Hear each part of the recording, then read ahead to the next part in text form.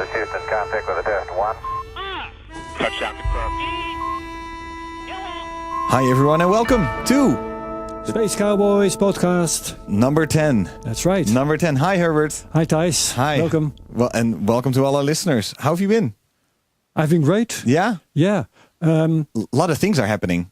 Would you like to talk about football? Football. Soccer, if you will. Soccer, yeah, depending No, on... let's not do that. That's on my mind right now. Oh, soccer is on your mind. Yes, go look at what the Amsterdam team did against Madrid. That's what Herbert is talking about. I was talking about. There's a lot of space stuff that has happened. Oh yeah, over the last Tell week. me. Yes, and so we talked about this, and we thought that it would be good to do a sort of like a roundup and see where we are on certain things, because of course SpaceX has happened, but certain things that it correlates with are sometimes delayed or still going on in the background. Absolutely. And about to invite happen. Yuri because he knows much more about some things than we do. Exactly. So we have our in-house space nerd Yuri here with us to help us out. Good to be back again. Hey Thank Yuri, you. how's it going? Welcome. Yeah, it's going great. Yeah. Yes. So we're not even having stories of the week this week because everything's a story of the week. Yeah, we have only stories of the week. Only now. stories of the week because we have to just catch up. And That's right. Next week we will go back to our regular format with an interview. This week we will just discuss what's going on, because I mean, people have been talking about a new space golden age. This is completely That's what different. it is. Yeah, but it is what it is. Yeah, and it's starting. It's Everything's kickstarting. getting sort of. commercial, and we're leaving low Earth orbit once again. Yeah, And such things. It really feels like we're on the brink of a new manned space golden age right now, with all these new manned space programs popping up, not just in the US but all over the world. Well, but different let's face countries. it, You mean? yeah. it still has to materialize. Yeah. But because You see the sparks flying, but the engine hasn't been ignited I'm very fully yet. enthusiastic myself Yeah. as well. But this morning I realized what we're seeing now. Let me just reveal a couple of little things. An Israeli moonlander, a Chinese moonlander, and such things. It's all been done in the 60s, man. Yeah, that's of There's course nothing true. new. Yeah. I mean, it feels new because there's new enthusiasm and everything. Yeah. But nothing has been done so far that's really new and a step further than we've ever been. Yeah. It's not there. Yeah, and it's funny because I was thinking about it, like, oh wow, the Dragon capsule docked with the ISS, which in essence isn't that much different from anything I saw over the past 20 years going to the ISS. Yeah. But still, there's enough new stuff involved, and it's not single players anymore. Yeah. It's not just single entities doing it anymore. But that's fun. The fun thing about being a bit older than you guys, because May I ask, what year were you born? I was born in 1958. I'm 60. 58. 58. Yeah. So and I'm in 82, and you were 88. 88. So yeah. I was looking up at the moon on the 20th of July 1969 when Neil Armstrong was walking around there. You were 11. I was 11. Yeah. That's right. You were. That's. I mean, to me, that sounds completely absurd. To look up to the moon with the idea that a person is walking around there. A guy is walking around there. I can hardly imagine. I was 11 how years that is. and 2 days, to be precise. I can only imagine looking up to the sky and seeing the ISS passing by. Yeah, I have and seen that, of course. Thinking about the fact that there are 6 people aboard there, and totally being wondered about how this is possible. Yeah. But Yeah. looking at the moon and thinking that there are people out there, well, that's a different story. There's only 4 people left, right? So when I read about all the supposedly walked the new things that are happening now, I'm telling you, I'm yawning. Yeah, My jaw down to the ground. Well, is there anything you did get excited about when it came to the to the SpaceX Dragon Actually, capsule? all those things. Yeah. But I do realize they're not really new. I mean, well, what's new is that Israel is going to land on the moon now. Yeah. That's exciting enough. Yeah. But okay, in the 60s, the Russians were there with all kinds of moon rovers. Yeah. The Americans were there with people in cars, mind you. Insane. Yes. Playing golf on the moon. That's a different story. Yeah. And that still has to be repeated. Yeah. Yeah. Shall we first talk about the Dragon capsule? Yes. And what happened there? Yeah. Sure. Yeah. To just do a catch up. I know what I was most amazed by. Did you all see the fluffy little ball? Yeah. Yeah. The celestial Okay, buddy. I'll give you that. It's the first fluffy little ball in space. The first fluffy little ball in space. This one's for you guys. Yeah, I just wanted to show you guys what Elon Musk said about it, because he was a big fan too. But I think if for members of the public, the real fun thing would be seeing the little celestial buddy, little tiny Earth, humanoid Earth thing floating around in zero G.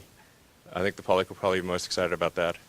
And this was right before it actually happened, and then you saw it bumping around. They threw this celestial buddy. That's the name of the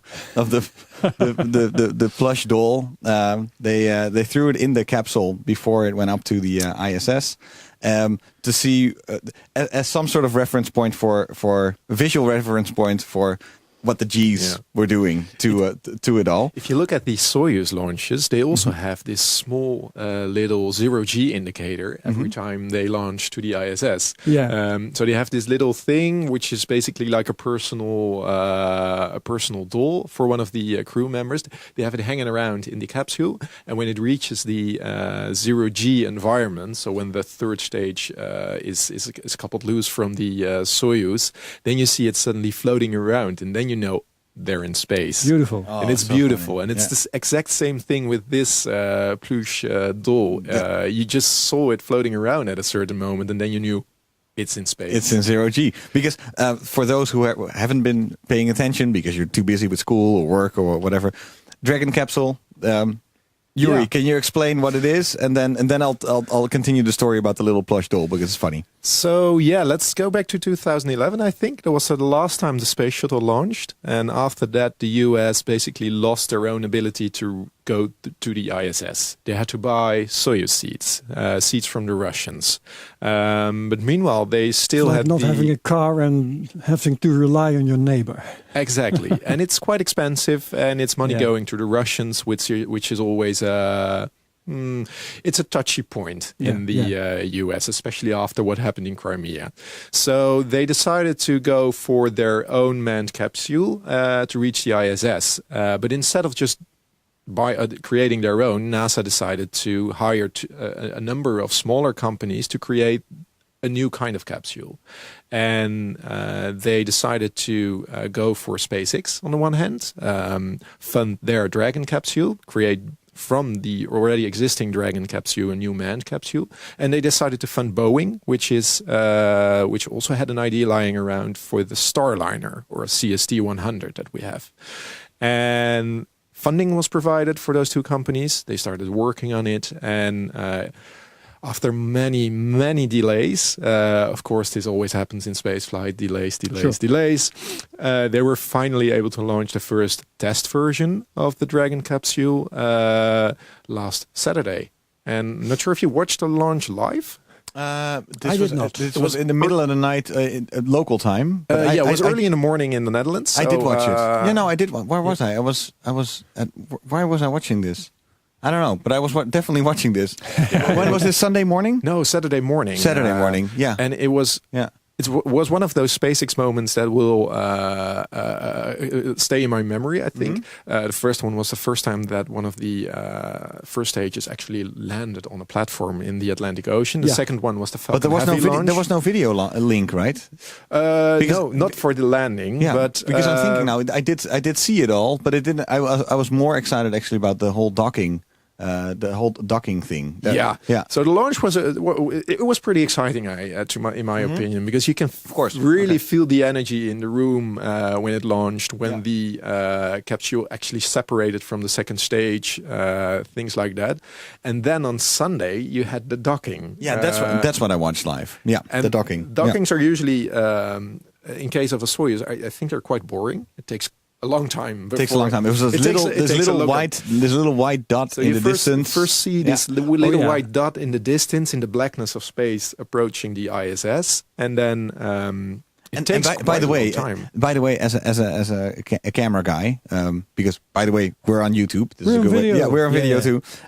I always find the lighting in space so ugly. It's so harsh. Yeah. It's super It's black, harsh. black and extremely white. It's just black and extremely white. It's really badly Extreme lit. contrast. Yeah, just like when Elon Musk shot his Roadster up into space last year on the Falcon Heavy, he said, it's real because it looks so fake. And it's true because the quality of the footage was pretty horrible. Yeah, Anyway, it is. continue. This little Yeah, white, and then this little white dot coming closer. appears. It has a few holding points where they check if everything's going okay and if it's not going to crash into the ISS, which is something you would want to avoid, of course. And then after it took I think 1 or 2 hours or so before it finally reached the ISS, and then we saw these close-ups of the new Dragon capsule, and it's completely different than the previous Dragon capsules, which were just used for cargo. And it's also what Elon Musk said. He said that Because this one's for people. this one's for people, so it's completely redesigned. Elon Musk said that there's probably not one part that's the same as in the previous Dragon capsules. It's a completely new capsule. And then you just saw it looks a little bit like a Tesla Model 3.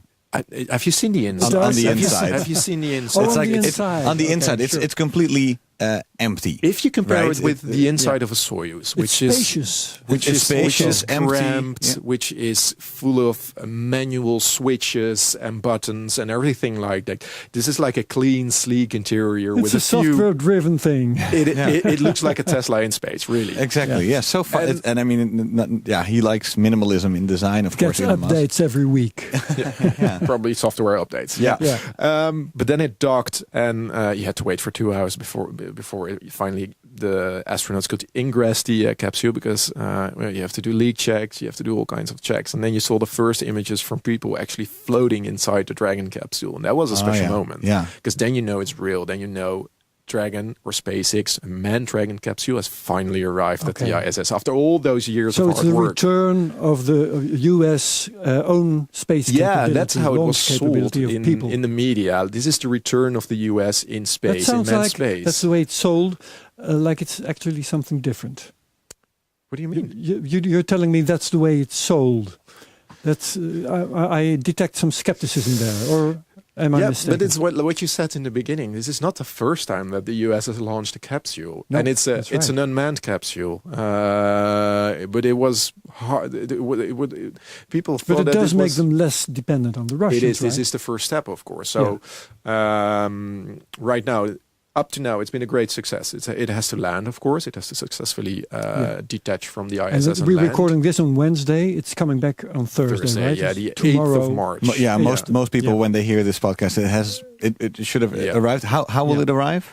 It's a water landing. It's a water landing. Splashdown. Yeah, Okay, it's a splashdown. splashdown in. Not sure. I think it's the Pacific, but I'm not entirely sure. We have to look that up. And just for my understanding, to go back, you saw these people floating around, right?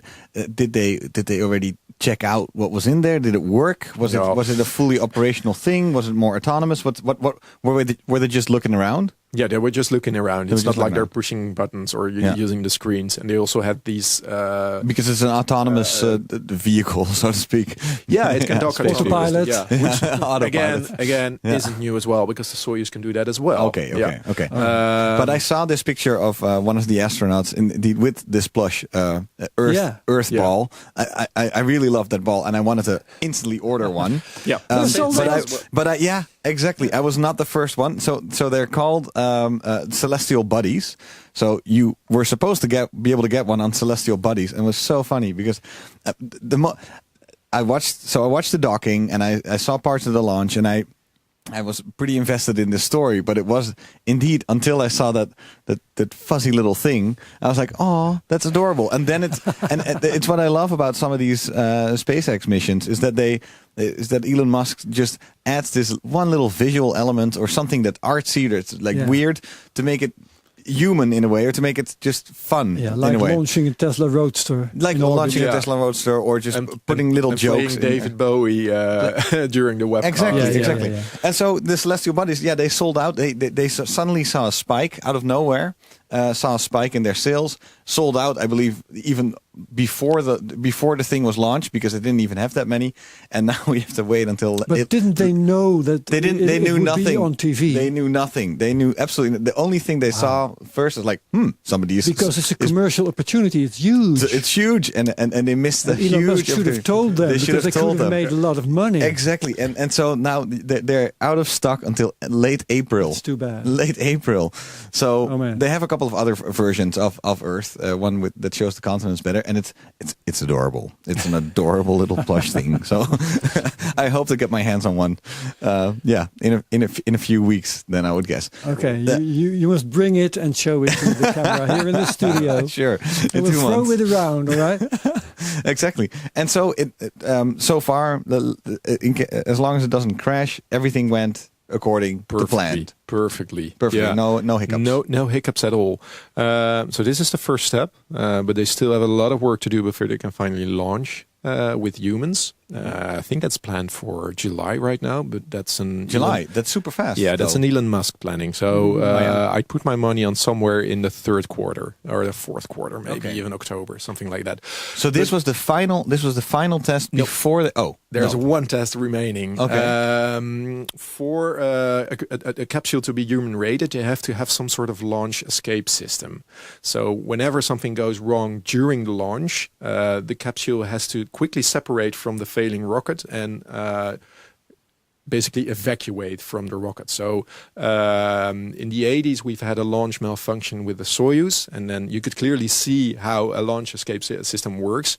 It's just an extra rocket which sits on top of the capsule, and that fires whenever the rocket fails. So then you get instantly pushed away from the failing rocket, and then you can quickly escape the possible explosion that's about to follow. So they have to test this principle. I think they're going to test this in June. So they're going to launch a Falcon with a Dragon capsule on top of it, and then push the launch escape button and have it separate the rocket mid-flight somewhere above the Atlantic, and test if it can really separate That's from going a to be failing some rocket. spectacle. Yeah. That's going to be some spectacle. Because they're going to use rockets. they're going to use an older. They're going to use already used Falcon, so they're going to throw it away because there's so much force in this separation, in this explosion, that it's probably going to be destroyed. But loss. So it'll they're be gonna- an interesting test. So they're going to use an old Falcon 9. Yeah, I think the one that was launched, the one that launched Bereshit and the Indonesian telecommunications satellite. Oh, I feel a little bridge coming up, but it's not the time yet. Yeah, not yet, not yet. Because we're going to talk about Bereshit, We will. Yeah. the Israeli lander on the moon. First things first. Yeah. But first things first, because wasn't there some other capsule that was being developed already? SpaceX is now the first, but Boeing was also working on something. Yeah, Boeing is working on the CST-100, which The is also CST-100. yeah, Starliner for Starliner is a much better word. Let's call it Starliner for Starliner. now. It has the same function as the Dragon, as the Crew Dragon capsule. It was funded by NASA to bring astronauts to the ISS and back again. And they're going to launch the first version of it, which is also an unmanned test version, to the ISS. So it's basically the same thing as the Dragon. In April, the planning is now, but let's see. It's always delay in spaceflight. And why have two launch systems? Yeah, that's what I'm. I think wondering why. two reasons. Why? Competition helps to decrease prices. But I said that's something that Elon Musk is thinking. I mean, he is the competitor in this case, right? Yeah. So NASA thought, okay, if we fund two capsules, maybe that'll bring pricing down after the first version has launched, because they've spent a few $1 billion to let these companies develop these capsules. But if they're tested and if they're approved by NASA, NASA will have to buy a capsule every time they want to go to the ISS. So they have to buy two capsules Better per not year, have a probably. monopoly out there. Yeah, you don't want any monopoly, and on the other hand, you don't want to be completely dependent on one provider, because if something happens with one of those capsules, you can always remain flying with the other capsule. So better put some big money in first and have two capsules developed, and then later reap the benefits. So who owns the Starliner then? Is it Boeing or is it NASA? It's NASA buys Starliner from Boeing. NASA buys as a product. It's a product. Yeah, it's like you as a car. Yeah, sort of. Yeah. Yeah. And how much did they spend on it? For now, that's just the development budget. So I think it's $2.6 billion for the Dragon capsule, and it's $4.5 billion for the Starliner capsule. So why the difference? I don't know. I really don't know. Probably, but that's a guess. I'm not exactly sure. Probably because SpaceX already had some experience with the cargo Dragon, which has been flying from 2010 up until now. So maybe they could use that kind of experience to kickstart their development and spend less money. Yeah. Boeing had to start from scratch with their CST-100 Starliner capsule. For our listeners, if you're a little confused about all the words, I put a cheat sheet in the glossary. Very cool. Yeah, in the show notes, it's like a picture of all these different capsules next to each other, the Soyuz and the Starliner and everything. Because at a certain point this week, I thought I don't even understand anymore what's going on because I knew of course the fact that NASA did not have this capability, but then we're constantly talking about the commercialization of space now and private industry getting involved in this, but Boeing and Lockheed Martin have been involved in space travel for the past decades, since the early 80s, the first late the 70s, maybe 60s, maybe it's 60s. Who knows how long? It hasn't really changed. What's the big difference? Because here, in the 50s, the U.S. Department of Defense funded. I'm not sure what the old companies were named. I think Hughes Corporation, the McDonnell Corporation, all these precursors to Boeing and Lockheed Martin to create intercontinental missiles, which are basically the starting point of the whole space race. So right now it's exactly the same. They're funding other companies to build something for them, but the new part is that they're not going to own the capsules. They're basically going to buy capsules from other parties. Because did NASA own the space shuttle?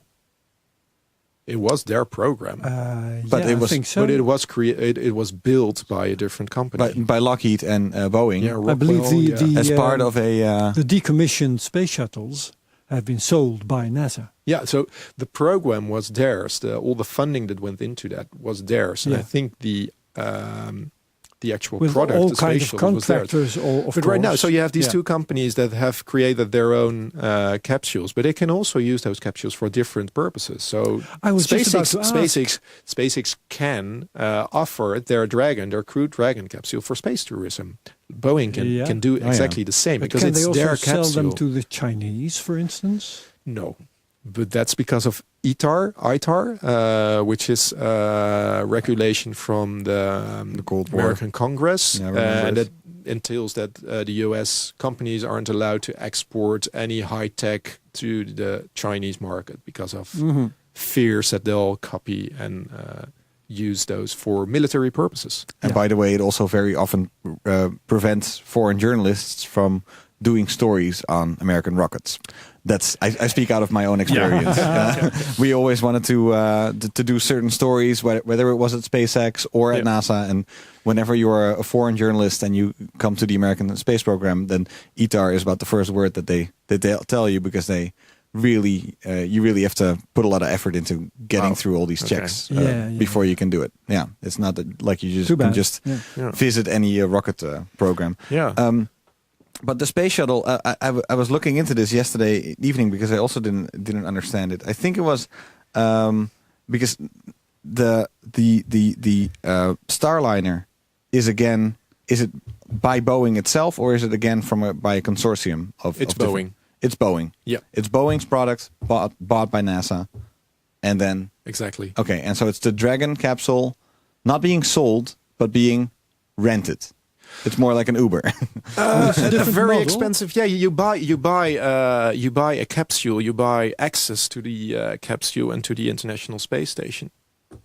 Okay, but it's completely different. Yeah, you hitch a ride. It's completely different than, for example, the Orion capsule, which is a capsule that's also in development and that a lot of people tend to forget. Another one. That one's being built by Lockheed Martin, but that's Is it on your cheat sheet NASA's. as well? But that's Thijs? NASA's. Which one? project. Sorry. The Orion. Orion, yes, definitely on the cheat It's sheet. there. Okay, because the good. difference with Orion that people might have heard of, because it already went through a bunch of tests.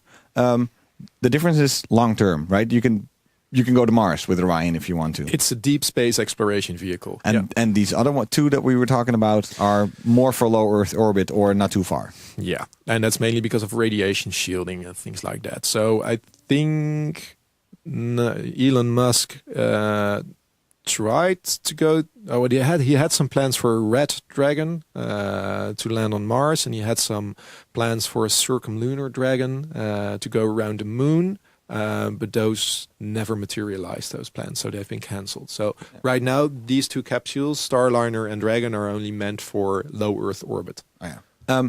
Finally, I was confused about the acronym. It's USA, the United Space Alliance. That was a spaceflight operations company, and it was a joint venture between Boeing and Lockheed Martin. They made the space shuttle.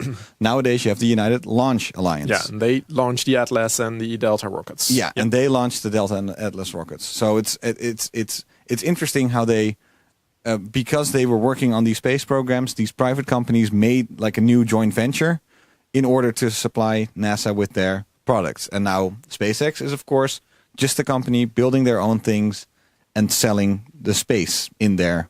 Instead of the rocket itself, they're just like a cab or like an Uber. You buy access to ISS. Yeah, exactly. So you said in 2 months from now. No, 3 months from. You said April. I think in April we'll see the first unmanned test of the Starliner. Then in June, if everything holds, the escape test from the Dragon. And then in July, if it all goes well, put your money on somewhere in fall. The first manned mission for the Dragon, and then a few months after that, probably the first manned mission from Starliner. Yeah. And right now, if everything goes well, we'll have the first real ISS crewed mission with a Dragon capsule somewhere in December 2019. Okay. But I don't think that's going to hold. Oh, okay. And then then Orion. When do you think that's gonna? It takes years. I guess. The first unmanned mission is planned for somewhere in 2020. I think July 2020. And by the way, who's going to deep space at all? Yeah, the first. That's a completely different. What do you mean? What do you mean, Herbert? Well, it's a very speculative thing. You just told us that the Orion is for deep space missions. Yeah. Well, who's going there? Well, we don't have any. What are we going we don't to have a use lot it of for? concrete missions right now. It's a pretty good question. Yeah. So we have Herbert. in 2022 the first manned mission for Orion that's going around the moon. It's a round trip to the moon and back, but it's not going to land. That sounds and like after a test that, mission. and after that, it's pretty vague. Exactly. Because the NASA does want to go to the moon. Maybe let's talk about that a little bit. Because the role of NASA in this case, I mean, there's been a debate about NASA. I think ever since, early this century, I guess, when the second shuttle got into its disaster. Yeah. NASA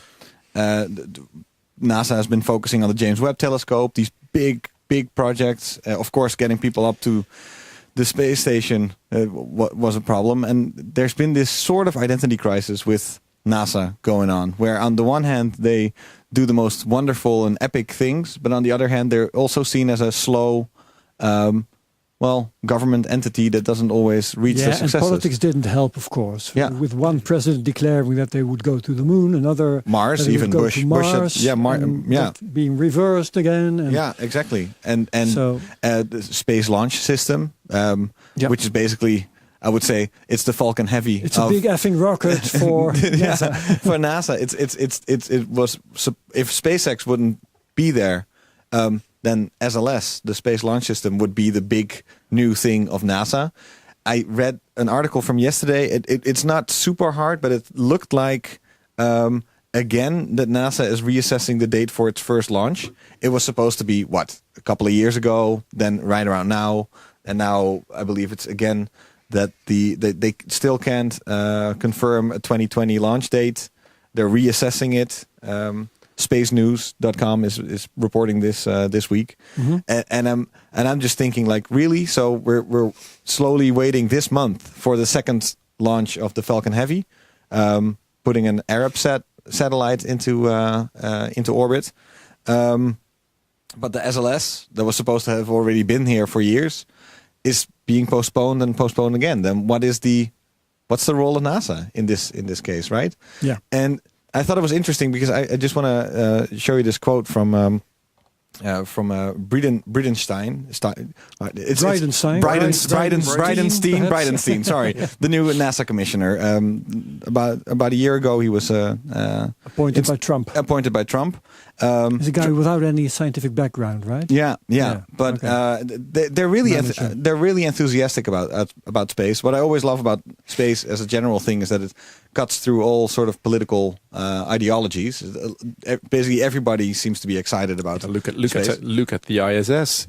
Russia and America working together. Exactly. It's Europe even. Yeah, it's a global undertaking, and everybody's always excited about it. And Trump is really is trying to put some effort into it. I mean, I think every president has some speech somewhere where they announce something, so that if it does happen, then 50 years later they can go back to that one president who said we shall go to the moon, not because it's easy, because it's hard. As long as you have a speech somewhere where you said that and where you claimed that, then you can at least, if it does happen, then you're safe. Better lay down some claims first. Better lay down some claims. See if it happens. See what happens there. Yeah. So Bridenstine keeps on saying that NASA wants to go to the moon and wants to go there sustainably. So let's listen in.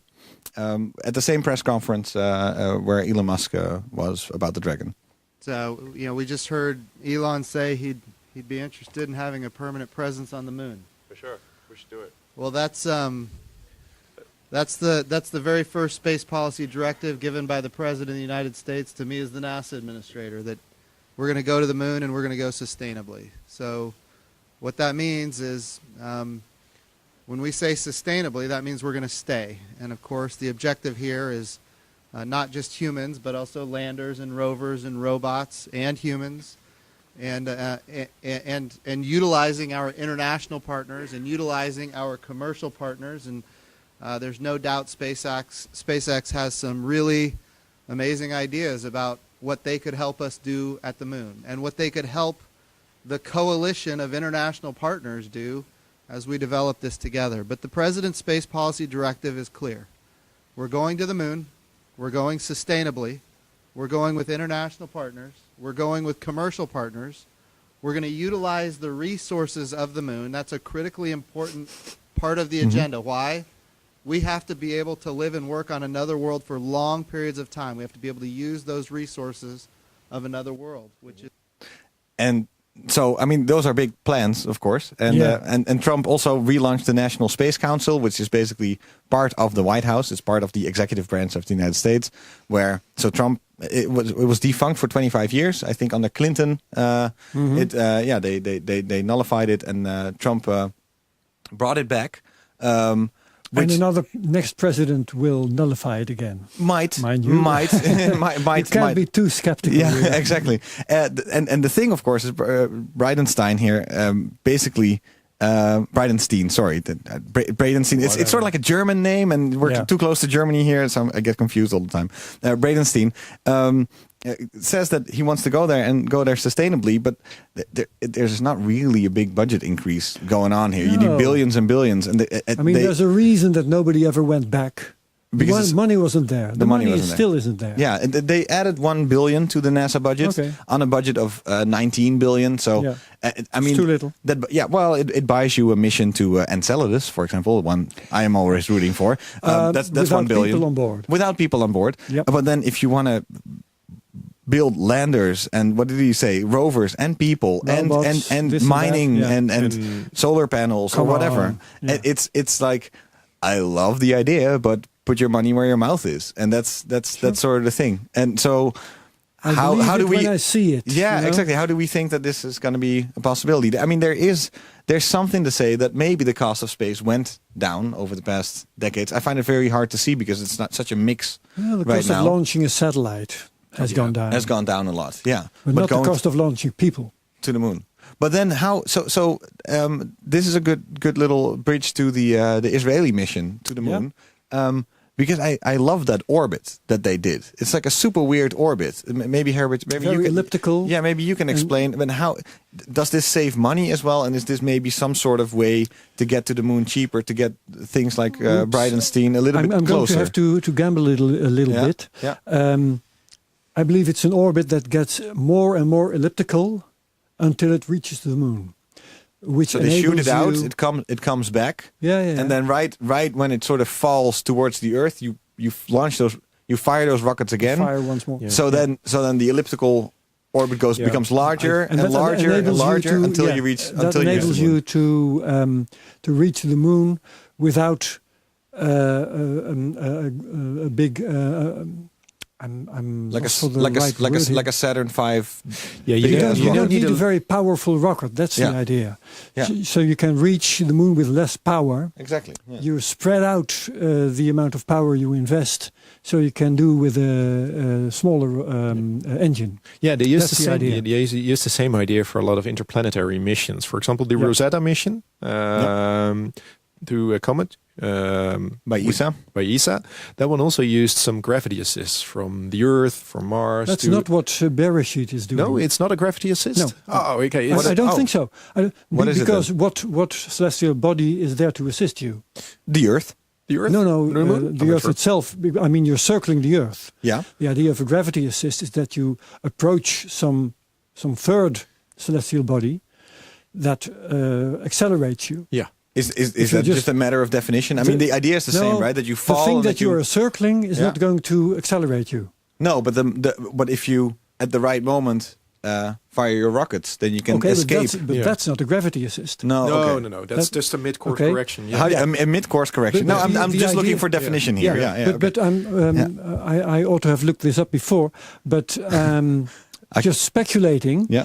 I think they might be using something like ionic motors. Do you have any idea, Yuri, No, technically? no. What maybe No. I'll just try and Yeah. look it up. Just It's a good idea to couple of look it minutes up. from now. But the whole idea is, of course, perfect for these smaller missions, but for human Maybe missions, one before yeah. you continue. So first, there is a lander going to the moon by Israel. That Yeah. just for people who haven't heard, it's super cool because Israel has never been to the moon with any sort of object. This time they are going, and it's a remnant of the Google Lunar X Prize, right?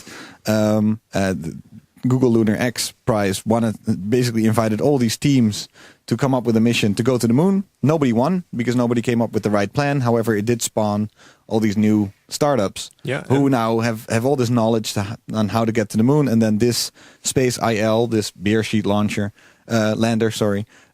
is one of the things that came out of this program. And they're going there, I believe, to inspire the kids of Israel. That's the official mission. It's not a research intensive mission because it's only going to last 2 days on the surface of the moon, so it'll die quite quickly. Okay. And the interesting thing is that it's a privately funded mission, and that really is something different because up until now all the lunar missions were government funded missions. Morris Khan is his name. Yeah, Israeli billionaire. He funded it. Yeah, and the total budget for the mission is 95 million. Which, I mean, for a billionaire, it doesn't matter. It's still a lot of money, but it's 95 million to shoot something to the moon. It's still quite a lot, right? It's quite a lot, but it's overseeable. Like if you got billions, then 95 million is peanuts. Well, I mean, he made a name for himself in this case. And I believe, Herbert, did you not say that there was some sort of library on board? Yeah, but let me first get back to this rocket engine thing. Yeah, on how it got there. I'm not reading anything about ionic motors, but there's some kind of engine that they're supposed to have fired. So that sounds very much like conventional rocket system. Yeah. So at first it went up on a Falcon 9, right? It first went up. Sure. It was shot out on February 22nd. Into some orbit. Yeah. So for a couple of weeks. They're stretching this orbit from day to day by firing the rocket engine at specific points. Orbit raising. All right. Yeah. They call it, I think. So that's 1.5 months. That's not ionic thrusters. That's a totally different principle. That's where you firing is not the right word there because you're just spewing out Yeah, it's a constant, very small push. Very constant, very long duration, very tiny push, really. So this is different. It's a regular kind of rocket engine. But since they're firing it many times, you can use a smaller engine instead of blasting one big blast and give it escape velocity to the moon. Yeah. Is it basically like somebody hanging on a swing, where basically a kid goes back and forth, and just at the right moment you push it forward, and it comes by, and you push it. That's a nice comparison. Yeah. Yep. So that's the way. Okay. And so okay. That's propulsion. Yeah. Thanks for the enlightenment. Yes, and now what they have on board is maybe like an encyclopedia. Not just any. I read. It's Wikipedia, English language Wikipedia. Yep. And it has on board. And not just that, let me see. They have etched 30 million pages worth of archives as human history and civilization. I'm reading this from Boing Boing, that's a blog that I follow. Covering all subjects, cultures, nations, languages, genres and time periods. They have 25 DVD-sized, 40 micron thick discs on board. Is this all just on an SD card, or what are we talking about? Well, 25 DVD size. Oh, 25 D. Oh, sorry. 40 micron thick discs. Discs. So that's actual discs. Why? I even have a. Let me see. I mean, there's a golden plate on Voyager, but I mean, super like the 70s. Picture here.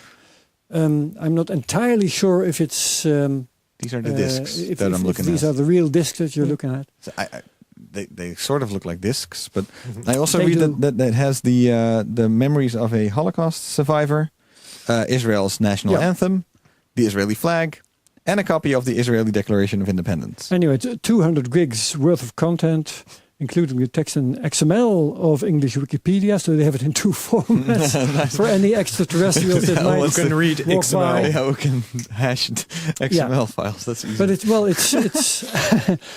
it's a sample of human heritage that they're dumping on the moon just to leave something behind. That's nice. That's nice. idea. And so you said it will die after 2 days. So it'll. But they do have this passive laser reflector, so people from the Earth can shoot their laser to the moon and do some measurements with that. So it'll. All the flat earthers can do that. It'll continue to have some scientific value after the initial mission is over. Oh, yeah. And by the way, you will remember that this Chinese lander that's on the back of the moon right now. You too. Thank you very much. You're good with names. It shot a selfie. And well, Mars rovers are taking selfies all the time while they're on Mars.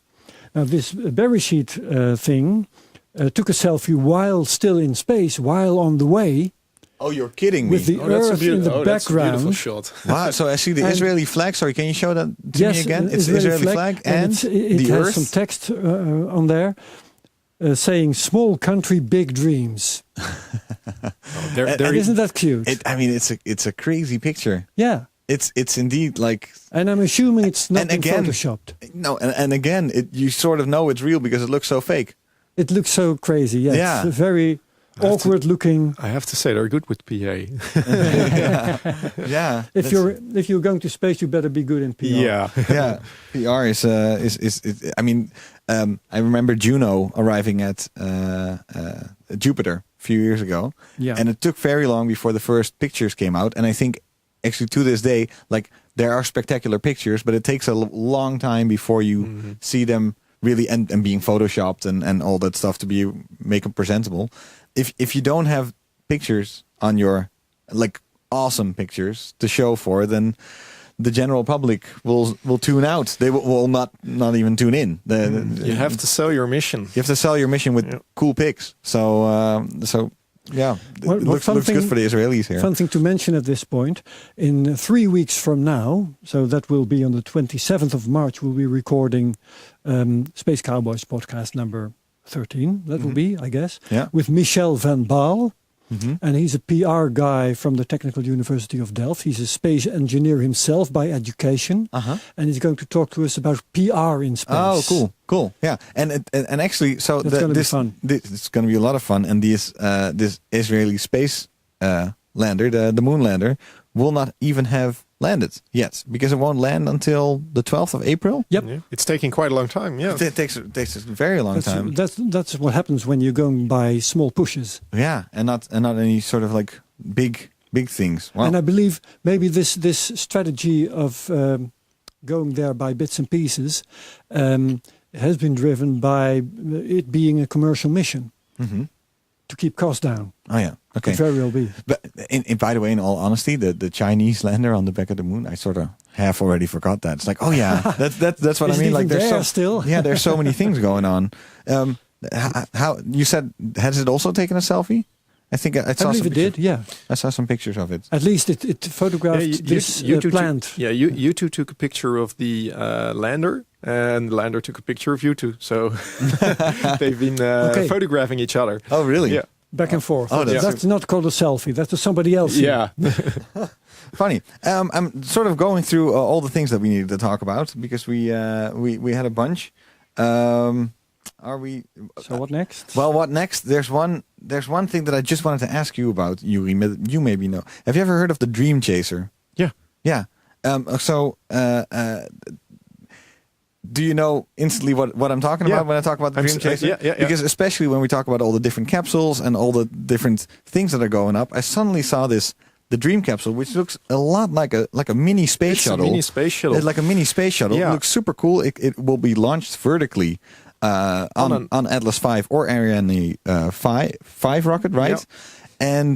But what is this thing? And where is this thing? And is it ever going to happen? So I told you that in 2011 we, or at least the US, lost our access to space. So they tried funding a number of companies, and one of the companies that they funded in the first round was also Sierra Nevada, which is the creator of the Dream Chaser.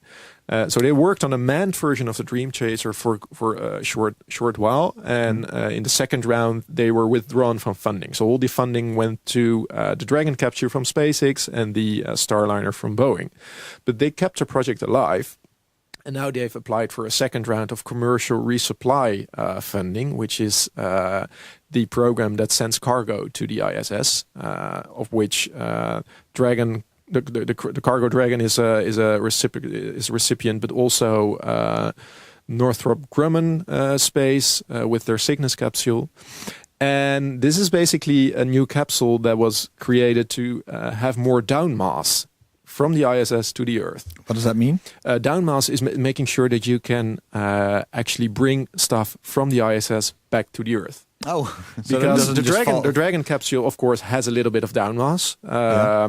The Cygnus capsule just burns up in the atmosphere, so it's great for putting your trash in and making sure it's out of the ISS, but it's not great for bringing stuff back to the Earth. And the Sierra Nevada Dream Chaser, that's perfect for a lot of down mass. So you can really bring some stuff from the ISS back to the Earth, like down research. Research. It's like payload you can bring back. Yeah.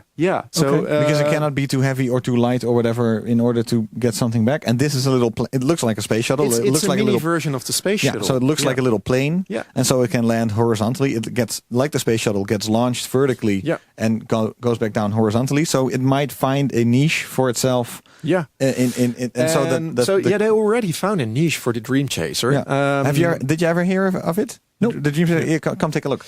Come take a look. You have to see this. It's and a fun, they've fun already little found thing. a little niche market because they can launch. What can they launch? They can launch scientific experiments into space and bring them back to the Earth. Yeah. So they've already been contracted by the United Nations of all organizations to launch scientific experiments for third world countries into space to make sure that they also have access to space. Herbert, what do you think? Um, It made me think of the Hermes capsule. That's very much like the developing. ESA space shuttle that was developed in the 90s, I think, a long time ago. 20 years ago.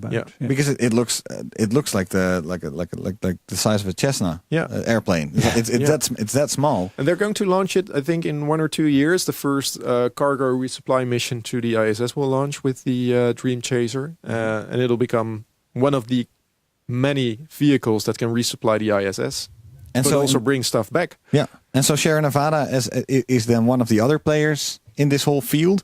Do they do more that you know of? No, for now, no. It's just Northrop Grumman, which also creates the Cygnus capsule, but that's only for cargo, and it burns up in the atmosphere. Yeah, and they do a lot of defense projects. Yeah, and it's so funny because we've been talking for almost an hour now about all these different companies, and one company has been missing. We haven't talked about yet. And it's trying to think of what you mean. Yeah. Which one is it? Which other cool commercial space? Blue Origin. Exactly. Okay. Exactly. So if we talk about that, they're sort of absent in this whole story because the only thing they're focusing on right now is space tourism, right? Yeah. No, there's also they're creating a launching system. Yeah. I think it's called New Glenn. Yeah, New Glenn. Probably Yeah, New exactly. Glenn. Yeah. New Shepard is their capsule. Their capsule, New Glenn is their. But the capsule is meant for space tourism, and then New Glenn is meant for launching satellites. And they're going to be a direct competitor for SpaceX, Arianespace, the European launching company, and many other commercial space launch companies for satellites. And so so to sort of wrap our listeners' heads and my own head around all of this, because you have commercial developments going on in space tourism, in getting people to the ISS, and in getting satellites up, and now even getting to the moon. So so basically in all these different levels, there's like commercial involvement going on right now. Yeah. And right? If you try to figure out what is new right now, I think that's the main point. Space used to be something that was only for government agencies. And now you see that space is opening up to the wider public and is also becoming available for commercial companies. But still, no commercial company can do this on its own. No. All these commercial guys need government assignments. Nobody's going to Mars without the government pumping huge amounts of money into an expedition. Yeah. Mars One. Oh no! Wait! Oh no! Wait a minute! Example. Oh no! Maybe a separate podcast. We'll talk about that later. No, but you're right. So you need these governments, and then and the fun thing is when you talk about Beresheet, for instance, it's said to be a privately funded mission, which is slightly different from a commercial mission because there's no business model. No. Somebody's pumping money into this.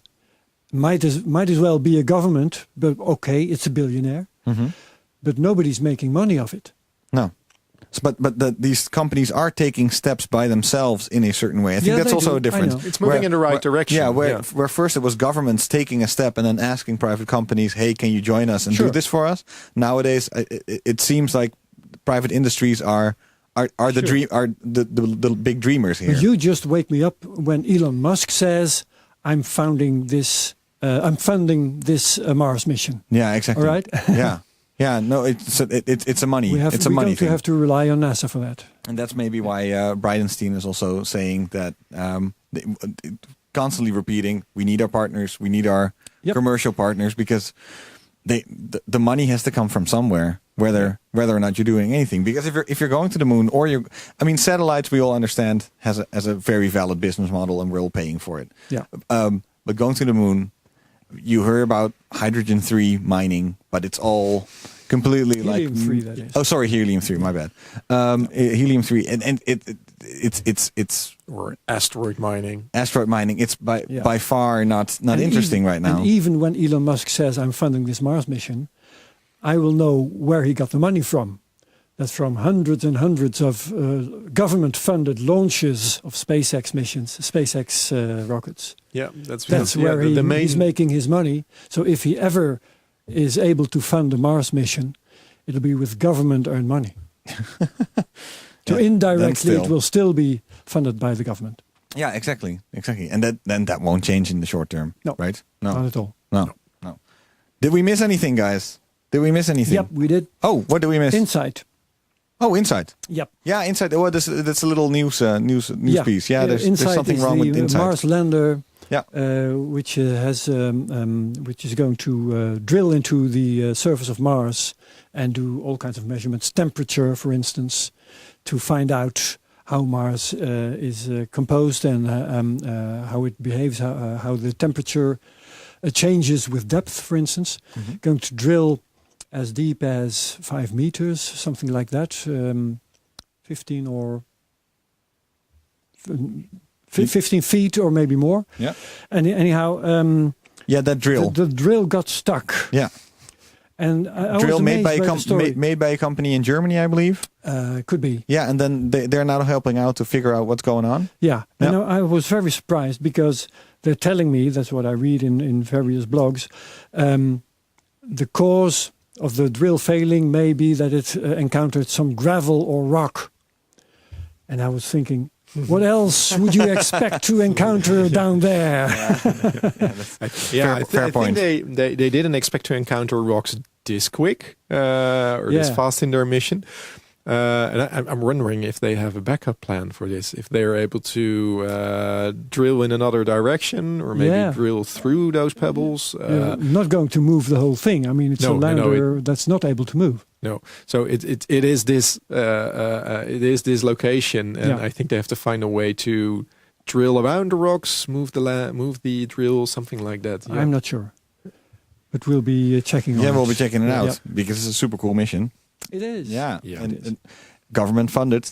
Yeah. And one of our earlier guests is involved, Roel Eerkens of T-Minus. Who was here last week? Last week. Yeah. He's been working on this mission. Mm-hmm. Indirectly, he did some assignments, some contracting work. Oh yeah, very cool. Yep. Well, thanks for that as well. Sure. And I think that wraps it up. When it comes to this commercial revolution that's going on.